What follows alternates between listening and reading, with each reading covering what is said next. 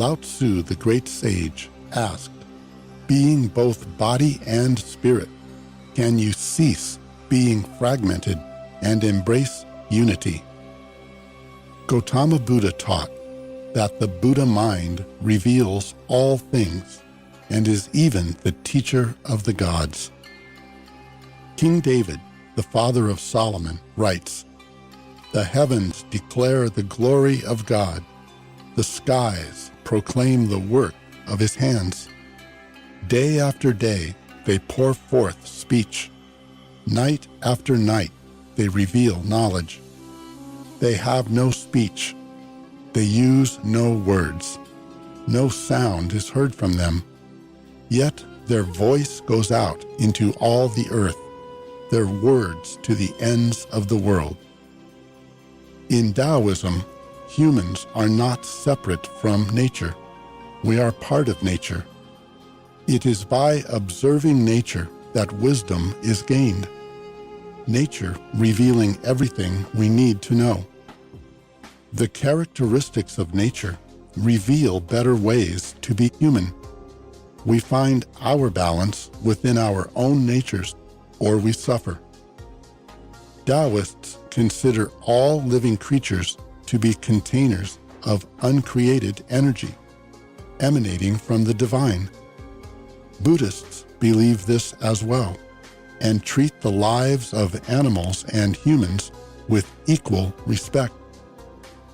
Paul, an apostle of Yeshua, felt that no person can claim ignorance of the nature of God, because since the foundation of the world, the secrets of God have been apparent in its design, and in his creatures through their instinct and intelligence.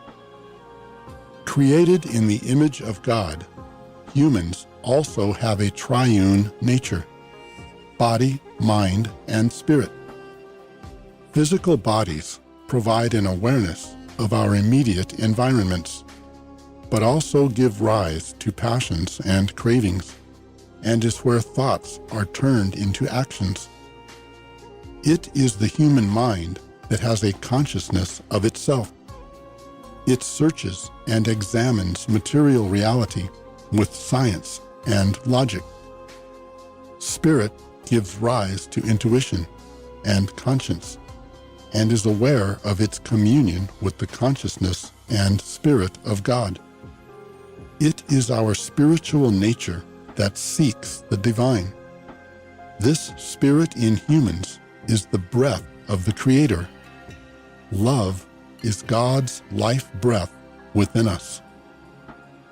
Spirit is also the lamp of the Lord, searching and illuminating our innermost parts, and giving rise to understanding, revealing the connections between all things that human science does not see.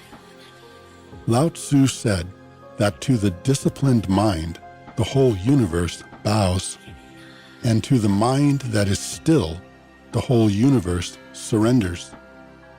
Gautama taught that a disciplined mind brings happiness.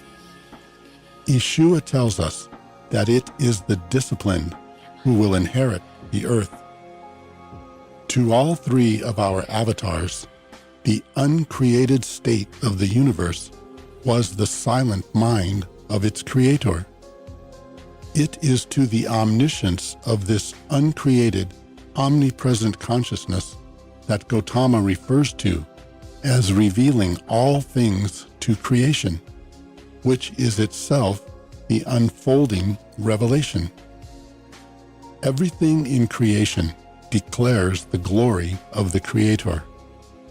Humans are the pinnacle of that creation, and those following the way should use our free will to mindfully do the same, by placing our human nature in harmony with the nature we live in, and in accord with the nature of our Creator. It will then be the silent power of our example that will pour out into all the earth and to the ends of the world, to the glory of God.